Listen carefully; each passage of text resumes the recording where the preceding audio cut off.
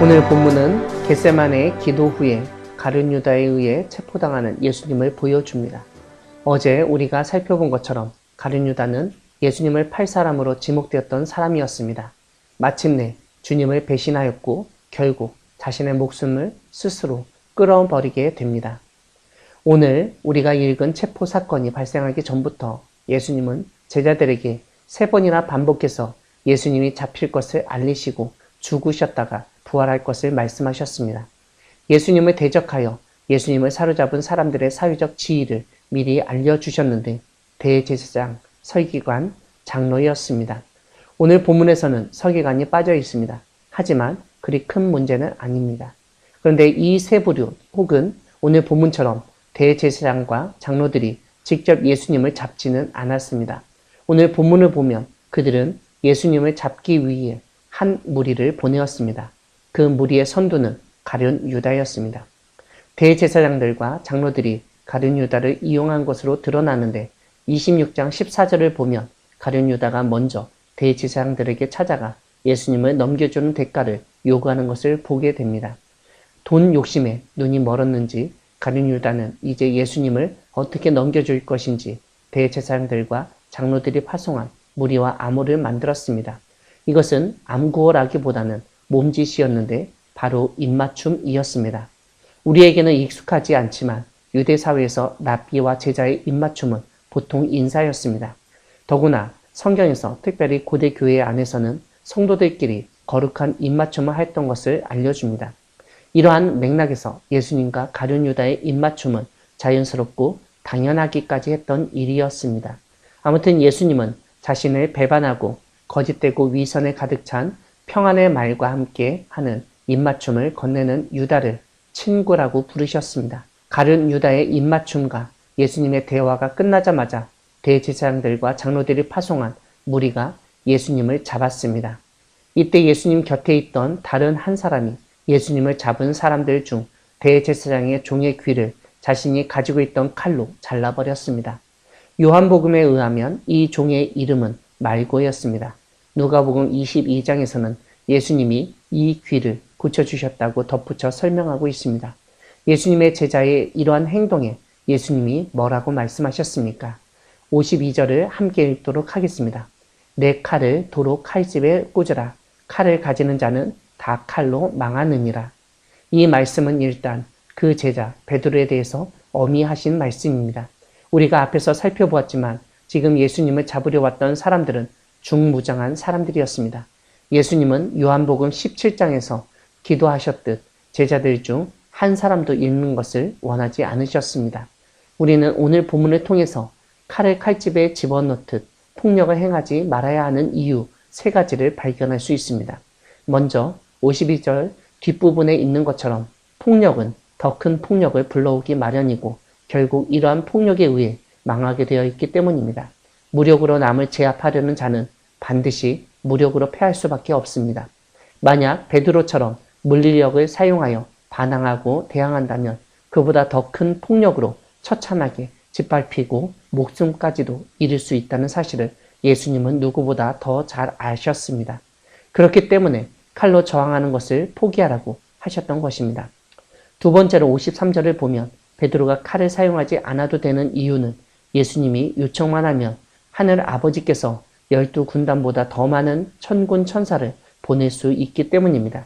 즉 베드로 한 사람의 칼싸움으로 예수님이 지켜지는 것이 아니라 하느님 아버지의 보호하심 가운데 예수님이 거하신다는 점을 분명히 하셨던 것입니다. 그렇기 때문에 베드로의 행동은 불필요하였던 것입니다. 세 번째로 가장 중요한 이유인데 바로 성경대로 모든 것이 진행되어야만 한다는 것입니다.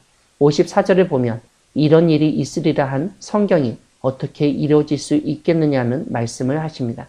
만약 베드로가 칼을 사용하여 예수님의 체포를 막는다면 하나님의 구원 사역을 가로막는 것이며 성경에 기록된 예언의 성취를 방해하는 것이라는 말씀입니다. 그렇기 때문에 베드로는 칼을 사용하면 안 되었습니다. 오늘 본문을 통하여 하나님은 우리에게 영적으로 민감하여져야 한다고 말씀하십니다. 그러므로 우리는 매 순간 특정 상황에서 어떻게 대처해야 하는지 더욱 민감해야 할 필요가 있습니다. 왜 가룟 유다가 예수님을 은 30에 팔고자 했는지 우리는 파악해야만 합니다. 분명히 가룟 유다는 예수님으로부터 하나님을 만몬과 함께 섬길 수 없다는 말씀을 듣고 고민하였을 것입니다. 그리고 나중에 자신의 갈 길을 정했을 것입니다. 그것은 바로 의리보다는 돈이라는 것입니다. 그래서 그는 예수님을 은 30이라는 보잘것없는 값에 배반하고 체포하는 데 도움을 주게 되었던 것입니다. 가룟 유다의 모습이 바로 지금 우리의 모습은 아닌지 되돌아보아야 하겠습니다. 속으로는 돈을 사랑하며 주님보다 다른 무엇을 강렬하게 원하고 있으면서도 주님 앞에서 평안을 말하며 거짓된 입맞춤을 하듯 예배드리고 찬양하고 기도하고 있지는 않는지 살펴볼 필요가 있습니다. 주님은 우리가 그러한 위선과 거짓된 것으로 주님께 다가가도 다 받아주시는 분이십니다. 하지만 그렇다고 언제까지 가룟 유다처럼 주님께 두 마음을 품고 다가가서는 안 됩니다. 두 마음을 품고 있다면 하나를 과감히 버려야 합니다. 이러한 선택의 결과는 너무나 명확합니다. 가룟 유다의 길을 갈 것인지 아니면 그의 반대편에서 주님을 따라갈 것인지 지금 바로 선택하시기 바랍니다. 사랑하는 광야교회 성도 여러분, 하나님은 가룟 유다와 베드로의 모습을 통해서 우리는 하나님의 뜻을 이루어야 한다고 일깨우시는 분이십니다. 오늘 본문의 가르침 중 가장 중요한 것은 하나님의 뜻을 이루는 사람이 되어야 한다는 점입니다. 이것은 때로는 우리가 할 수 있는 일을 포기하도록 만들기도 합니다. 우리가 생각할 때 너무나 비합리적이고 부도덕적이고 무개념적이며 비상식적이라서 우리 속에서 화가 치밀어 올라도 참아야 할 때가 있습니다. 너무나 엄청난 폭력을 선보이며 가만히 있지 않으면 칼과 몽치, 군봉에 다칠 수 있다고 위협하는 권력자의 무리 앞에서 베드로처럼 칼로 저항했기보다는 오히려 도망쳐야 할 때도 있습니다. 우리가 인내하고 저항하지 않으며 도망칠 수밖에 없는 이 상황 가운데서도 주님이 직접 하나님의 뜻을 이루신다는 사실을 잊지 마시기 바랍니다. 모든 것이 이것으로 끝나는 것이 아님을 믿으시기 바랍니다.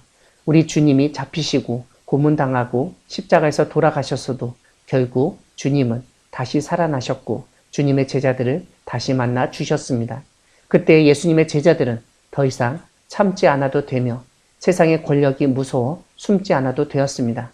엄청난 억압과 폭력, 사기와 기만을 일삼고 있는 권력자들이 가득한 이 사회에서 이러한 예수님과의 제자들의 모습은 우리에게 분명히 희망을 줍니다.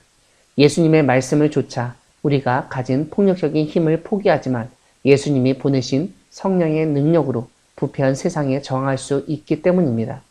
오늘 하루 이 고난주간에 주님의 뜻이 무엇인지 살피며 성경에 기록된 주님의 말씀이 이루어지도록 나의 생각과 행동을 잠시 멈추는 우리 모두가 되기를 소망합니다. 아멘.